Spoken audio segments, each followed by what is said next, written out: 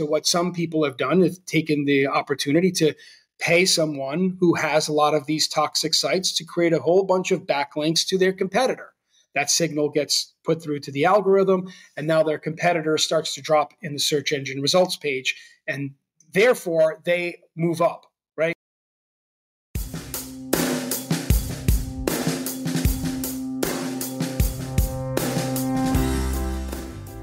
This is Medspa Mayhem, the podcast all about the chaotic world of medical aesthetics. From Botox to lasers to IV bars, learn how to tell real versus fake, legal versus illegal, and safe versus potentially deadly. Hear the crazy stories inside the med spa world and find out what questions to ask and how to spot the people cutting corners. I'm your host, Dr. Kate D. Together, we explore the wild west of medicine that is the aesthetics industry.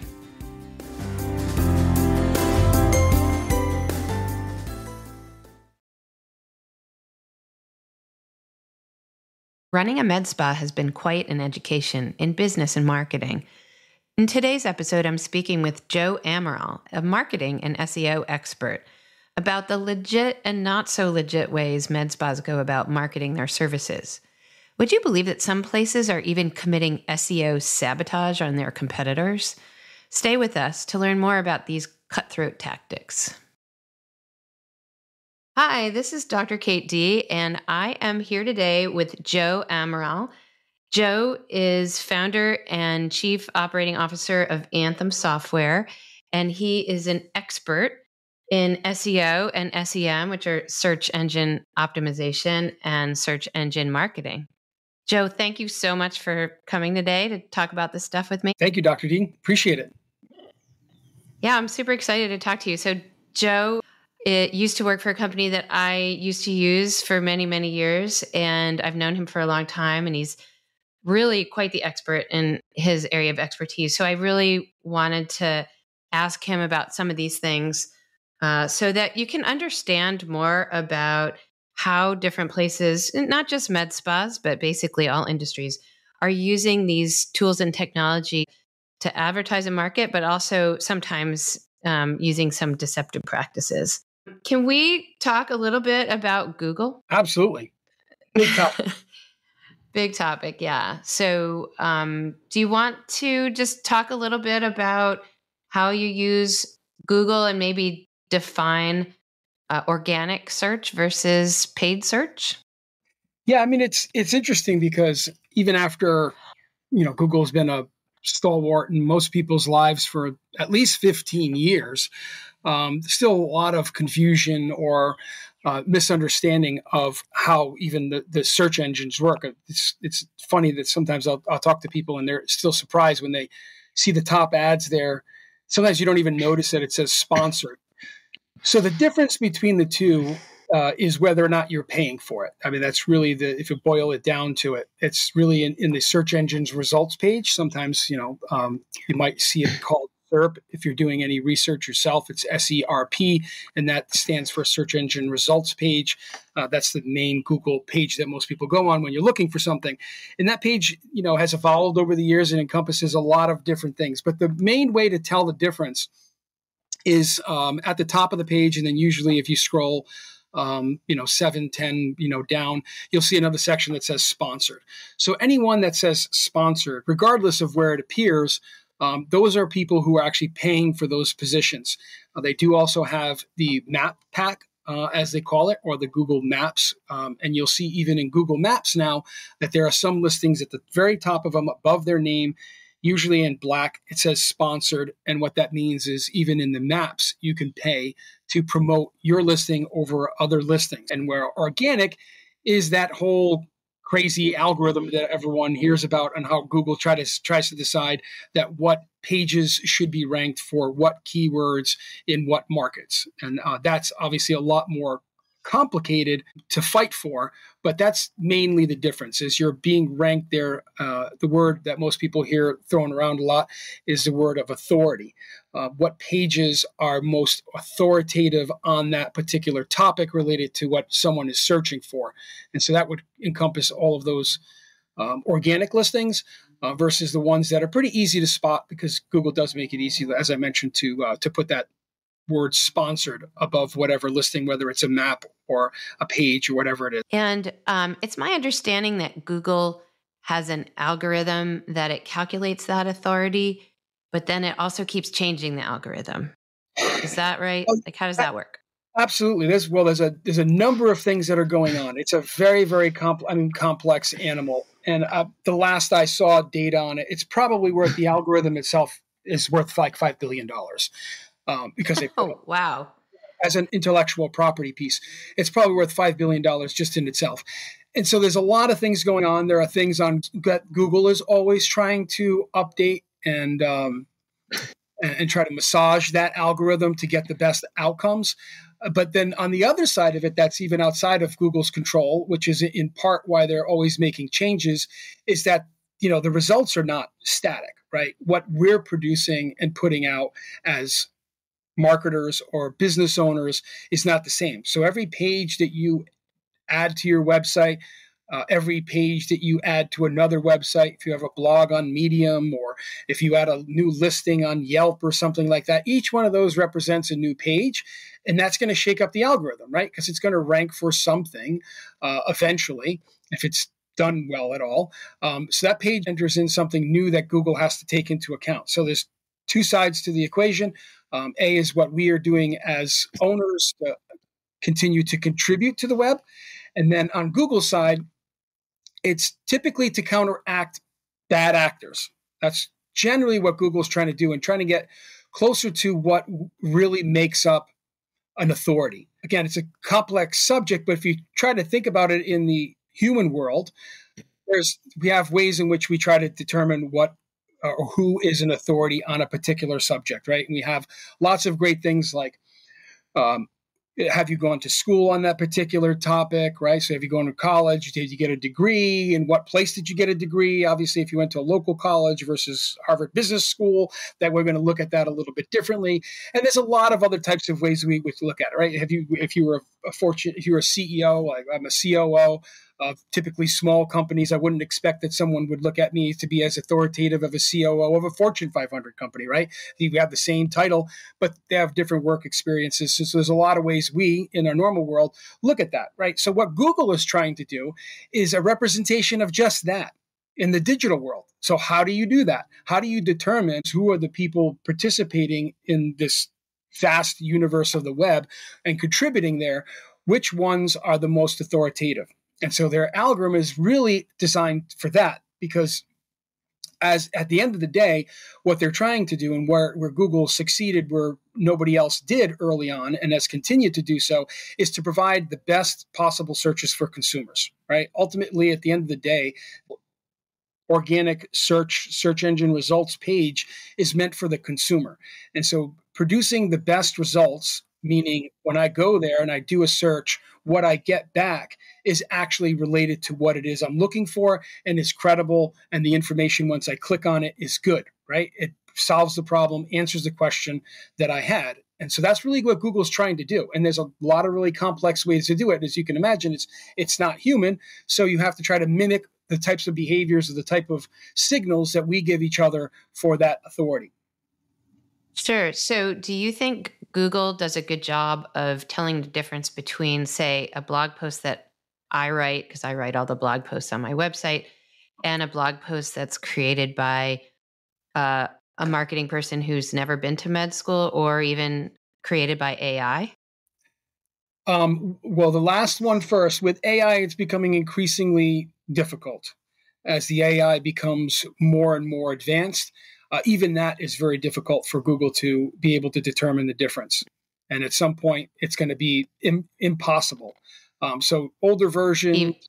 Even when AI makes some things up? Well, Can Google tell? No, they can't. Because you have to remember, it's not like it's fact checking, right? It's not like it's fact checking every few words in there, check it against some sample database or whatever, or, because it would take forever. If you got a 2,000 word article and every chunk of words, it had to go and say, okay, well, is this actually true? It would be impossible. The algorithm would never work, and it might take minutes for you to get a result. So at some point, the AI is going to be good enough that even if it does make a mistake or does say something wrong, it's going to be really difficult for Google to even determine that an AI wrote it. Right now, there are programs that can tell, especially earlier versions of ChatGPT and other ones, you can tell whether or not it's AI written or not, or at least to a high percentage, whether or not AI, even to the sentences, which parts of it are AI and which parts of it are not. But increasingly, that's going to be almost impossible. And from what I understand, the newest versions like Gemini and ChatGPT 4, which I think is actually at 4.2 or something like that, you can't tell the difference between a human. Now, to the other part, whether or not Google can tell the difference between an actual person who was authoritative on the subject, i.e. a medical doctor talking about a pulmonary embolism or something like that, versus a person who can just write well and create an article that has all the common things that the English language puts into a sentence, right? And puts a bunch of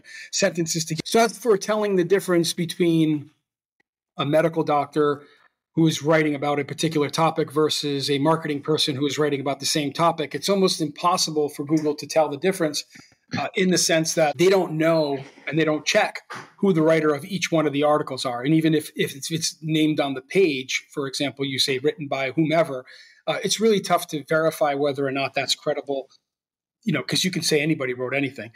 So that's a very difficult part of the equation. I know that must frustrate a lot of people who are reputable, trained, long-standing doctors, lawyers, or whomever, writing something being outranked by a good marketing person.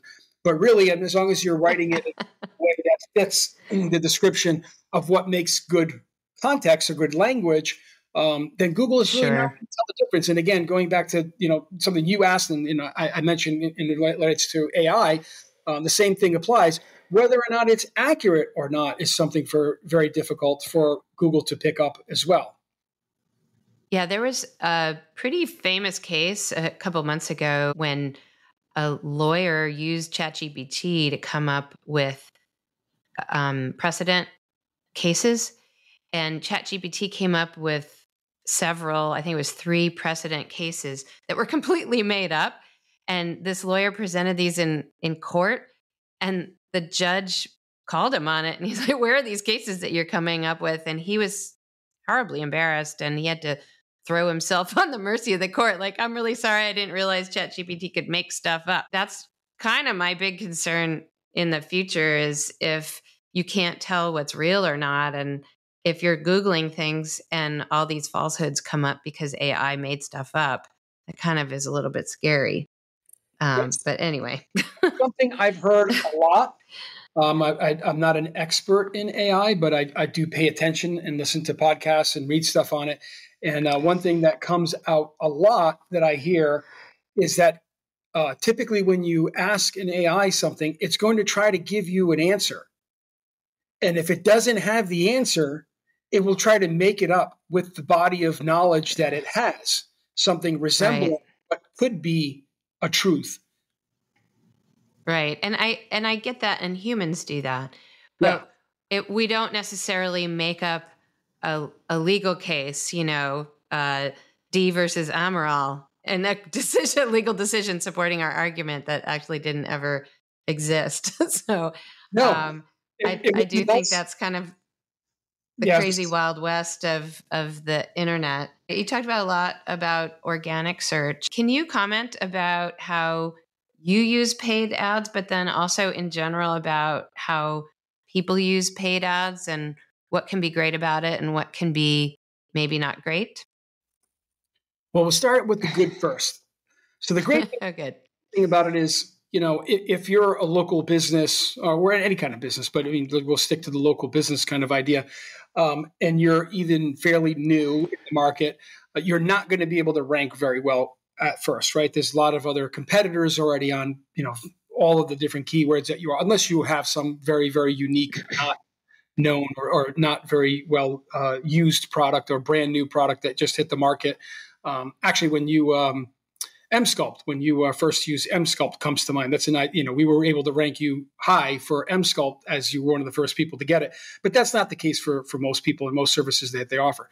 But the good thing is, if you're looking to get some exposure using either Google Ads, which we're kind of talking about Google, but you can use, obviously Facebook or Instagram and Twitter. There's a lot of other platforms that allow you to run, digital ads across a very large group of audiences, right? Different types of audiences that you can even filter down to. It helps you get in front of those audiences without having, a presence organically in search results. So that's a really great part about it. You don't have to be left out of the game. Obviously, it costs money. Typically, you have to either pay someone to run the ads, and then you have to pay for the ads themselves, whether it be to the advertiser, Google, Facebook, or whomever you're using. You can get in front of the audience that you're looking for. You don't have to just wait and sit on the sidelines. The other part about it is that can be somewhat misleading, and even in what I just mentioned, can be used, in a very misleading way, which is to say that people can advertise even for things that they don't even particularly offer, or they can advertise for their competitors. So there's nothing that really stops you from creating an ad right now and finding your 5 local competitors and running ad campaigns on their names so that when someone searches for them, instead they find your website. So that's kind of like the bad that, people can do that. Or yeah, that actually happened to us for a few months. There was a competitor out in our Eastside location that was doing that using our name as a keyword for paid search. So they were showing up every time someone Googled Glow Medspa.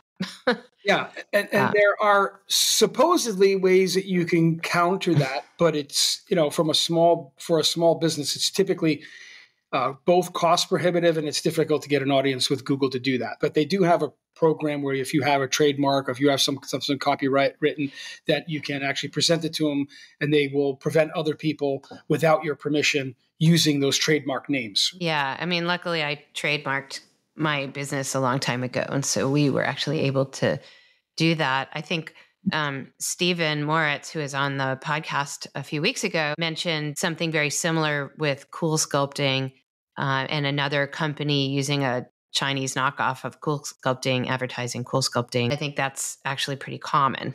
That's another bad side of how people might use Google Ads. So generally speaking, most people are not that devious. I mean, they'll usually be doing it in a way that would be a substitute, because it would make no sense if I was, for my own business advertising for Cool Sculpting and a bunch of people actually called me for Cool Sculpting if they didn't have anything to offer them.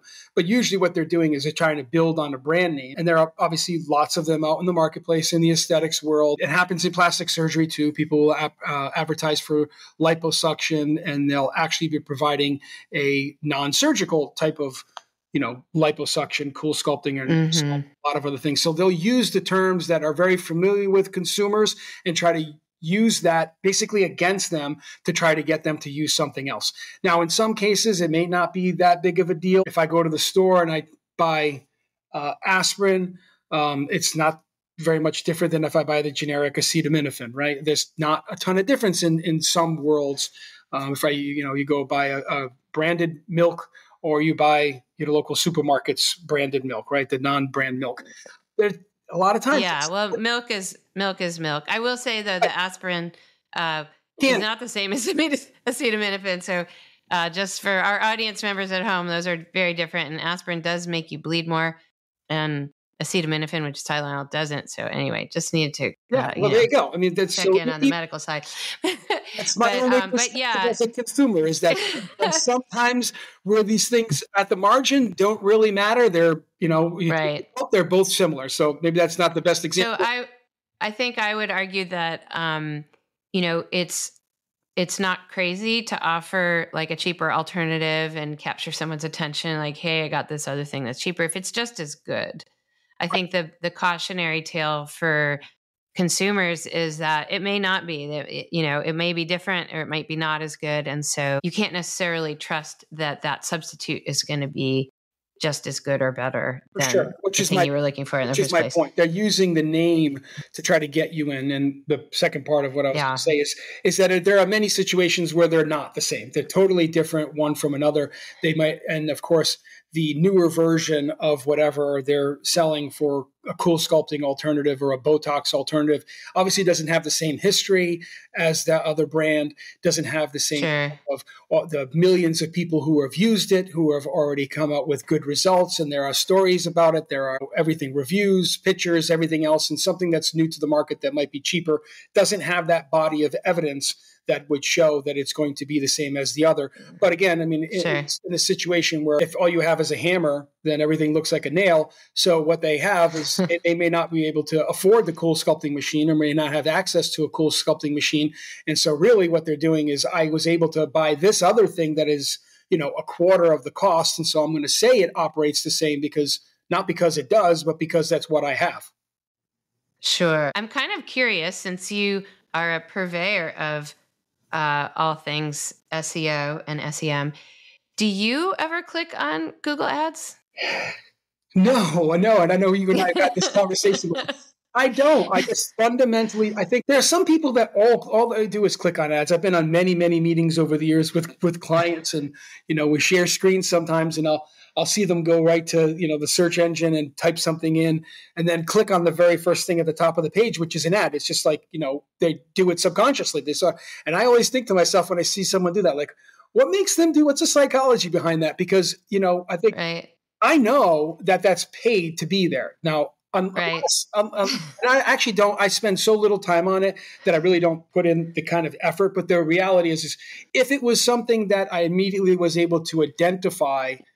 So if I was looking for Allergan and Allergan so happened to be at the top, maybe I might click at it, something like that. But but only if you don't like them, because it costs them money every time someone clicks on there, right? I know that's so that's another reason why I wouldn't. But the point you're getting at is that we both inherently know that those spots are someone paying to be there, and it has very little to do at all with whether or not it best fits the result for my search.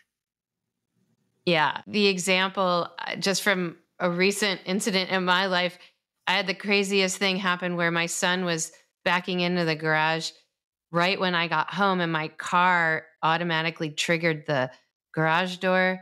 Normally it would trigger to open. Anyway, it triggered it to close. It closed on his car, smashed the garage door. It was a disaster. But anyway, if you Google garage door replacement, because this is like late in the day on a Friday, you get these, you don't get anyone, it looks like it's local, but they're national companies that are just trying to sell you stuff, and they're not available at the last minute on a Friday. And I realized I had to go quite a far down to like find people who are actually in Seattle where I live to come help my garage door close. But I think that's true of kind of everything, especially in things like that, where people routinely need, certain kinds of repairs or whatever on an emergency basis, like plumbers and whatnot.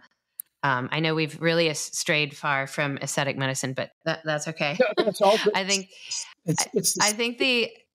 I do think that the overall picture, I think, is really important, because the industry is so filled with just quite a mix of people all trying to compete for your dollars. And some of them may be expert, fine, upstanding, amazing providers of aesthetic medicine. And some are not, and they're just trying to get your money. So I think that's really helpful to know. You did in our conversation earlier, you used a term called keyword stuffing. I was really curious about that. I was hoping you could tell our audience what that means and what you mean by that. Yeah, there's a couple of things in there. So just to reiterate the point that you were mentioning, if I could. There are a lot of websites, and a recent update by Google is actually helping local businesses to that point, which reduces the value that they put on listings on sites that are just listing a bunch of businesses. And there's a lot of those kind of businesses, and they don't fall into the local business. Like There's plenty of them. You probably see them on radio. You hear them on radio. You see them on billboards. One that I see all the time is like called 1-800-PAIN. It's some combination doctor referral service or lawyer referral service for people who get into accidents. And I'm sure many markets have those type of things, right? And those type of businesses really only serve to add themselves into the mix. And often they might end up in the search engine results page. So you're looking for a local med spa and you get like physician finder or, Botox providers near me website or something like that. And they just organically rank because their site is filled with all these different keywords related to what you typed in. And they obviously don't serve anyone. All they do is aggregate a bunch of information. And often those sites that spend a lot of money to get ranked, they obviously just get paid commission for referrals, right? So even that 1-800-PAIN one that I see advertised all the time locally, that one is just a referral service. They tell you they're a referral service, so you call them, and then they have a bunch of doctors or lawyers that they work with. They refer you there, and then they collect whatever money that they collect from it. But they can't really help you in any way, shape, or form. So just wanted to kind of fill in the gaps there. But Google's latest update is meant to try to de-emphasize those types of listings. So there's some hope there for local businesses that those listings will be moved down in the search rankings. Not that they're eliminated, but they will be weighted less as not as authoritative as a local business who actually is the person who you're directly looking for to help you with the problem. Garage door opener, you want Sam's Garage Doors Incorporated, who is, 5 miles away. You want to talk to that person because they're one of the ones who are going to be able to come out quickly in their local business, whatever. So to that. For the keywords stuffing, if you can't do it like you used to, I mean, they're going back a long way where people would even go so far as to put an image, and in the background of that image there would be the word, just keeping with aesthetics, Botox written 50,000 times, right? Or they would take a number of different keywords, 50 keywords that are variants of that, Botox near me, Botox doctors, how many units of Botox do I need, and put all those keywords behind what you actually visibly see, because what Google uses for indexing is not the same as what we see on a website, right? They're looking at HTML and CSS. They're looking at a bunch of other things in the background. They're not really looking, it's a computer. So computer looks at computer language. And what we see is, you can't see when people are doing something in the background, trying to do it. So the idea of keyword stuffing still kind of exists, in the sense that if you take a large body of content, 1,500, 2,200 words, they will try to repeat the same word 52 times in there in various forms. The weird thing is, I see this happen even on Associated Press articles, CBS, ABC, Newswire, Bloomberg, because they farm out a lot of their content, right? They might have editors who are looking for content, and they just send out a bunch of requests to a bunch of people. Someone will pick it up and they'll get their article distributed on Forbes or whatever, because they just need it. And there's not a lot of people to edit it, so it ends up there a lot. And I read a lot of articles, and I'll see the same sentence or the same paragraph in a 1,500 word article repeated like 3 or 4 times. They just try to see it. You've seen that? And that's I have, and I feel like there is a older tool that kind of not forced you to do that, but recommended that you do that for SEO reasons. And I'm like, that sounds dumb. I don't want to sound like a dumb person wrote this, so I don't want to do it. Right. That's just another version of keyword stuffing. Instead of doing it at the keyword level, you're trying to make it more, I guess, linguistic and using sentences that repeat the same exact words in it, so it doesn't look so, ridiculous. But still, it's ridiculous, and it's not obviously providing any value to the article to read the same thing 3 and 4 times. So that's just another way of keyword stuffing. Google's getting better at even identifying that type of keyword stuffing and basically using whatever in their algorithm to knock it down a few notches, right? That's why I was somewhat related to my earlier question about, can it tell the difference between something I wrote and some person who doesn't have any real knowledge of the topic and is just using those keywords or key phrases and repeating them and having it a certain length and using a certain level of reading, without actually conveying accurate information. It feels like a very difficult battle for me personally as I write blog posts and I'm writing about something that I'm passionate about and I'm really interested in. And then something that doesn't make any sense to me, is actually ranked higher, comes up as the answer because Google finds that more, I don't know, satisfying to its algorithm. Yeah, I mean, it's just if you're a good writer, you can write about almost anything, right? I mean, good writers, Yeah. Well, yes, absolutely. can research gather, they can get information, they look at other sources, and then they're able to, in their mind, put it all together, and they can sound like a doctor. If they've got enough information, they know how to Right. very well use the language, and they whatever language they're writing in, whether it's Spanish, Dutch, or English. If they're got a good control of their language, even if they're not an expert on the subject, they can come up with something that makes a heck of a lot of sense and is even compelling to the end user. Because we're talking about, I'm always frustrated though, because when I read an article in the news that has to do with something that I'm an expert on, right. It used to be breast cancer. Now it's aesthetics. I get frustrated because they get some things wrong and they just don't know because they don't have that, medical background. So like they have some inaccuracy that's like, well, if that were true, this would all be great, but it's not actually true. So anyway, I just think it's really interesting topic because you're asking a computer algorithm to sort out what's valuable and what's authoritative versus not. And it may or may not get that right. Right. It can't do it like we do. So you end up playing a game. And that's what, the last 15 years has gotten everyone to is it's not just what you know, but it's how you can game the system. Even if you're playing the game within, good rules, i.e. you're trying to provide good, valuable information, the other parts of the game are all the things that go into SEO rankings, like, building authority of the website, building good backlinks, making sure that the keywords that you do use on the topic are things that people search in high volumes. And so it becomes more about that than actually the information you're trying to convey, right? Right. So even someone like me, I still need someone like Joe to help me out and make sure that my voice is heard on the net. Otherwise, nobody will hear it. Gets drowned out, unfortunately. Yeah. So there's one last topic I was hoping to cover while I still have you today. And that was kind of this notion of SEO sabotage. You mentioned this. This kind of blew me away. So can you explain to our audience what that is and what people do out there to kind of mess up their competitors? Yeah, so it's a very interesting, fairly new thing that I see happening more often. So the evolution again of the search algorithms always there was plenty of opportunity for you to game the system to help yourself. As Google has advanced and put out dozens of algorithmic changes in a year, some of them big, some of them small. There's less options for people to game the system to positively affect themselves.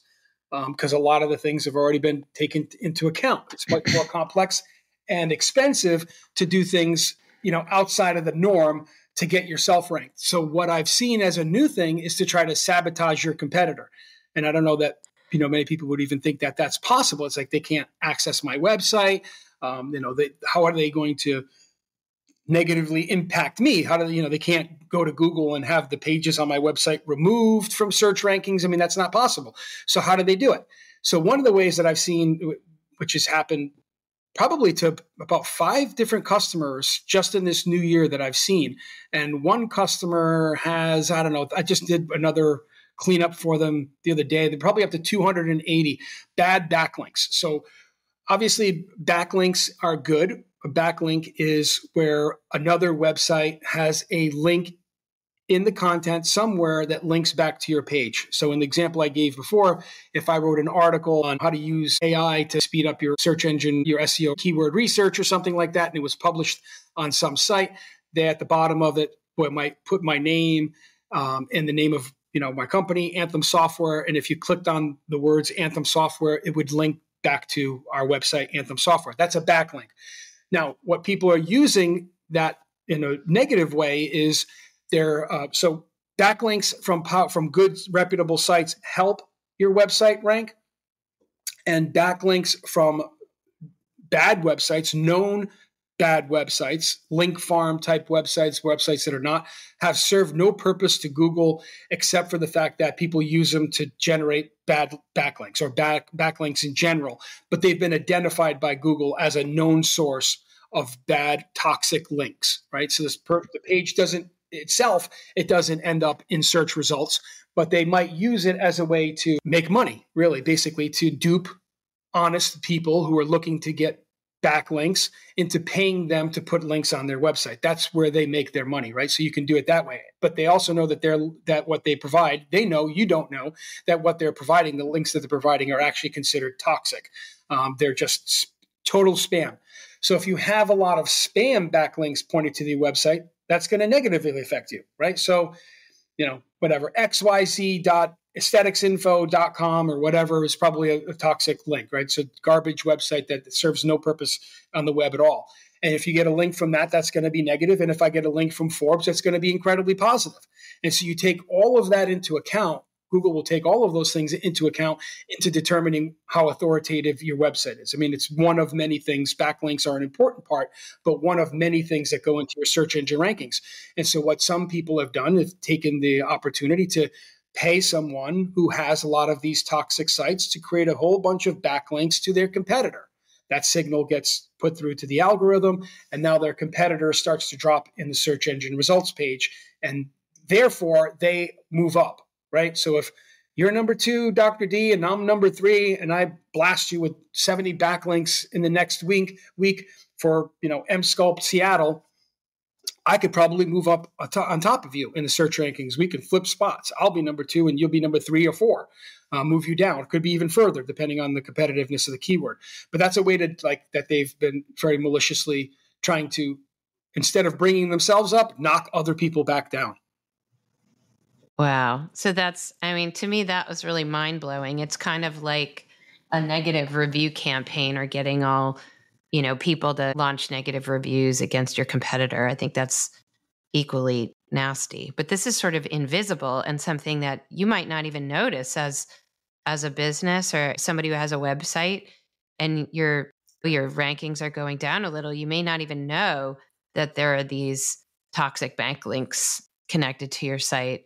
Do you have a way of detecting those? Yeah. So to the point, well, it's totally imperceptible to the average person. You wouldn't have any idea that this was going on. And unless you used some kind of tool that would determine that for you, you would never be able to figure it out. And there's a few of them out there. One of the probably most used SEO software program is one called SEMrush, or some people pronounce it SEMrush. You go to semrush.com, and they have paid accounts, but there's a few things in there you can do for free. You put your domain in there or whatever, and it can track some things for you, keyword rankings and stuff like that. But in there, they also look at your backlink profile. They go and they scan the web, and they're a program. They do a lot of similar things to Google in that they're scanning the entire web. They're crawling every search engine results page for millions and millions and millions of keywords and tracking who's there, and then the links that go to that page. It's obviously a huge endeavor from a computing perspective to do all that so they can determine what links point in other places on the web to you and then evaluate the authority of those pages. So every page would have an authority that exists on the web, and some of them are going to be negative and some of them are going to be positive. So a program like that can help tease that out for you and find reasons why you might be being knocked down in search. And that might be if you're using a digital marketing provider or someone who's doing SEO specifically for you, that might be something that you want to ask them. Are you using such a tool to determine that? Because it is something that I'm seeing a heck of a lot more often and I'm having to perform.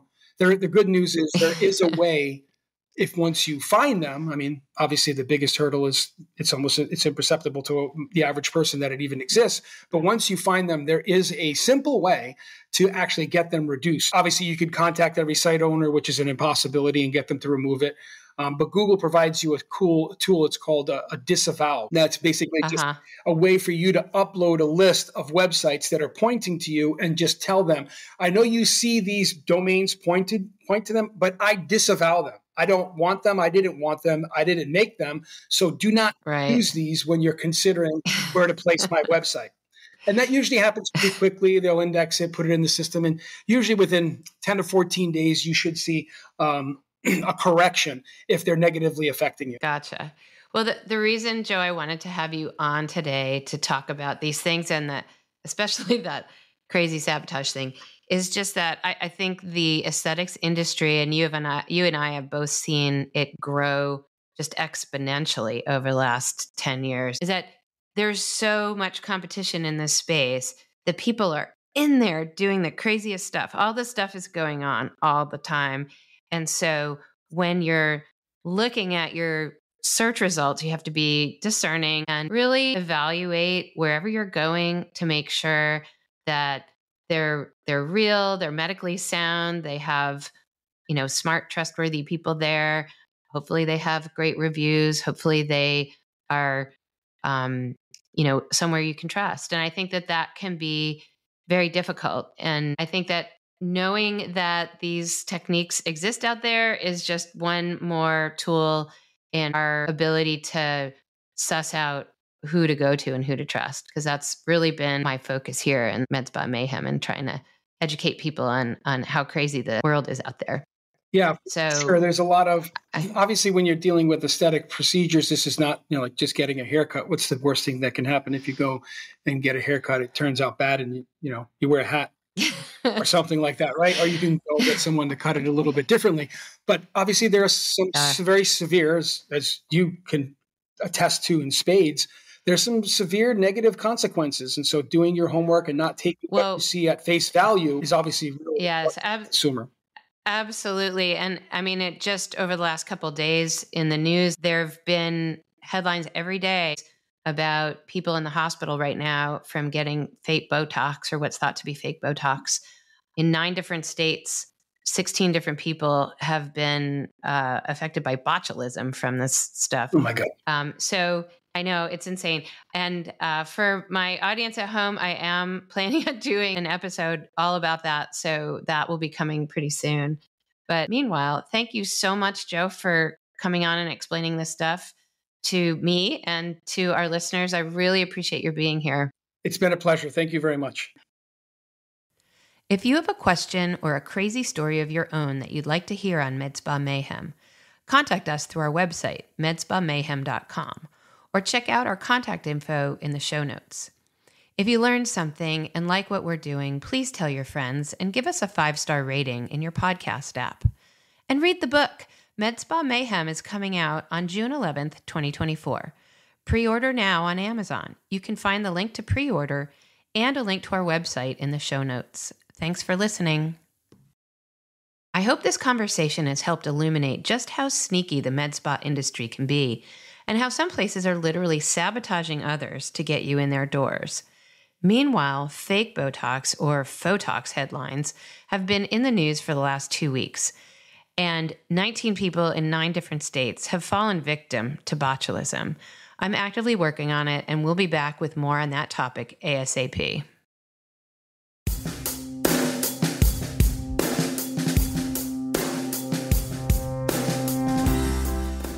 This has been Medspa Mayhem with Dr. Kate D. We are so grateful you're listening, and we hope you've learned at least one fun or possibly disturbing fact today. Don't forget to subscribe and leave us a 5-star review. Oh, and read the book. Medspa Mayhem comes out June 11th, 2024, available everywhere books are sold. You can pre-order now on Amazon. Links and more can be found in the show notes and on medspamayhem.com.